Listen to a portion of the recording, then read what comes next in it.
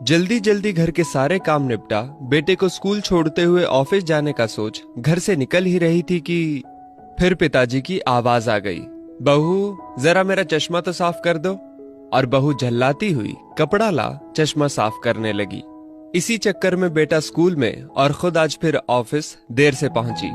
गाहे बगाहे पिताजी की यूं घर से निकलते हुए पीछे से आवाज देने की आदत बहू को अच्छी नहीं लगती थी, पर जानती थी कि पलंग से ना उठ पाने के बावजूद पिताजी पूरे दिन में उसे यही एक दो काम ही तो कहते थे।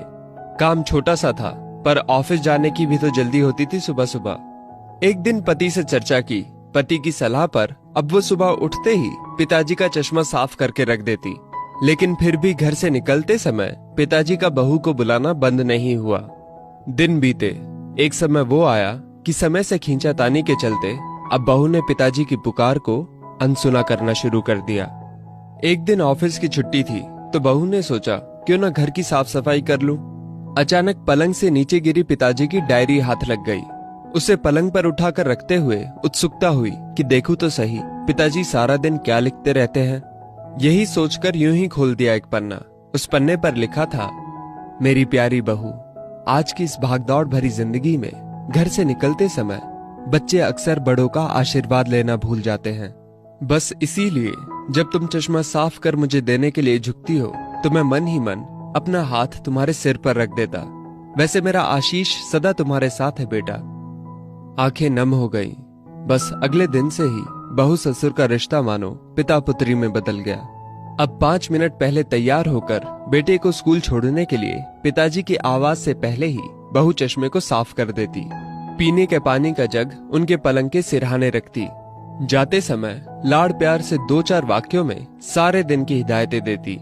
कभी उनके फल या दवाई ना खाने का उलाहना, और अंत में, अच्छा बाबूजी ऑफिस को देरी हो रही है, चलो बेटा बाबूजी को बाय बोलो, कहकर घर से निकलती। बूढ़ी हड्डियों में ना जाने कैसे ताकत सी आने लगी। दवाई वही थी पर सेहत में सुधार 10 गुना होने लगा था। पिताजी स्वस्थ होने लगे थे, परंतु अचानक एक दिन हृदय गति रुक जाने से स्वर्ग सिधार गए। उनके अंत समय में उनके मृत देह के चेहरे पर संतुष्टि के भाव की भी पूरे परिवार में खूब चर्चा हुई थी। आज पिताजी को गुजरे ठीक 2 साल बीत चुके हैं। आज भी बहू रोज घर से बाहर निकलते समय पिताजी का चश्मा साफ कर उनके टेबल पर रख दिया करती है। उनके अनदेखे हाथ से मिले आशीष की लालसा में आज भी सुबह घर से निकलते हुए ना जाने क्यों ऐसा लगता है कि अभी आवाज आएगी, बहू जरा मेरा चश्मा तो साफ कर दे। माता पिता का दृश्य आशीष ही ईश्वर की कृपा दृष्टि है। जीवित माता पिता की सेवा मरणोपरांत किए गए पितृ कर्म से कहीं अधिक उत्तम है।